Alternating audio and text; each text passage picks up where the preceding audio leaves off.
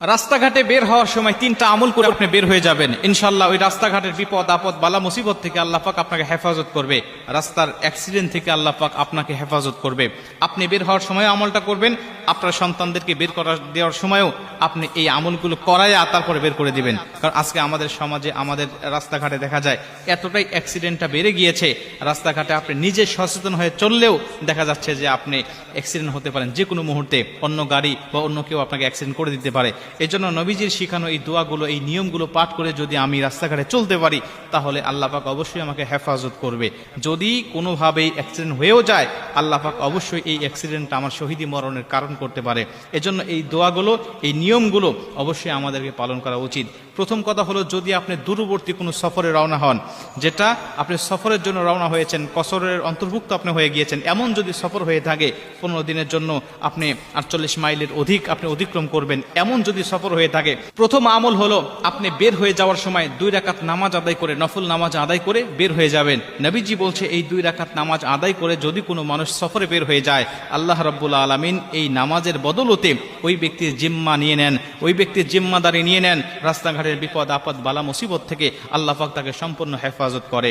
2 নম্বরে, আপনি রাস্তাঘাটে বের হওয়ার সময় যদি সফরটা আপনার কাছে হোক অথবা দূরে হোক, বাড়ি থেকে যখন বের হয়ে যাবেন তখনই আপনি আল্লাহর উপরে তাওয়াক্কুল করে বের হবেন। বিসমিল্লাহি তাওয়াক্কালতু আলাল্লাহ লা হাওলা ওয়ালা কুওয়াতা ইল্লা বিল্লাহিল আলিয়্যিল আযীম। এই দোয়াটা আমরা সকলেই জানি, ছোট্ট একটি একদম কমন একটি দোয়া। বিসমিল্লাহি তাওয়াক্কালতু আলাল্লাহ লা হাওলা ওয়ালা কুওয়াতা ইল্লা বিল্লাহ। আমি আল্লাহর নামে বের হচ্ছি, আল্লাহর নামে তাওয়াক্কুল করে আমি আল্লাহর উপরে সুফর্দ করে আমি বের হয়ে যাচ্ছি।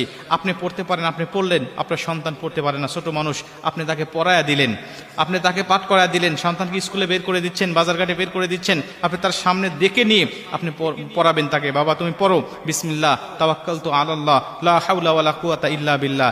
আল্লাহ পাক স্বয়ং নিজে আপনার সন্তানের জিম্মাদারি নিয়ে নেবেন, আল্লাহ পাক স্বয়ং নিজে তাকে সমস্ত বিপদ অনিষ্টতা থেকে আল্লাহ পাক তাকে হেফাজত করবে। এর জন্য এই দোয়াটা পাঠ করতে আমরা কখনোই ভুলবো না।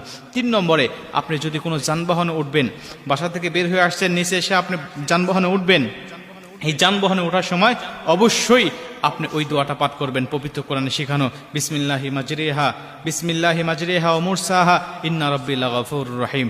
এই দোয়াটা আপনারা বেশি বেশি পাঠ করবেন। এটা পাঠ করলে আল্লাহ রাব্বুল আলামিন আমাদের কবুল করবেন। আরেকটি দোয়ার কথা পাওয়া যায়, সেটা হলো সুবহানাল্লাযী সাখখারা লানা হাযা ওয়া মা কুন্না লাহু মুকরিনিন। সুবহানাল্লাযী সাখখারা লানা হাযা ওয়া মা কুন্না লাহু মুকরিনিন। আপনি যখন কোনো যানবাহনে উঠবেন, এই আয়াতের অর্থটা হলো, হে আল্লাহ, আপনি যে যানবাহনটা উঠতে চাচ্ছি বা যে যানবাহনটা আমি চড়বো এখন, এই যানবাহন আমার অন্তর্ভুক্ত বা আমার আয়ত্তে নিয়ে আসার ক্ষমতা আমার ছিল না, তুমি আমার এটা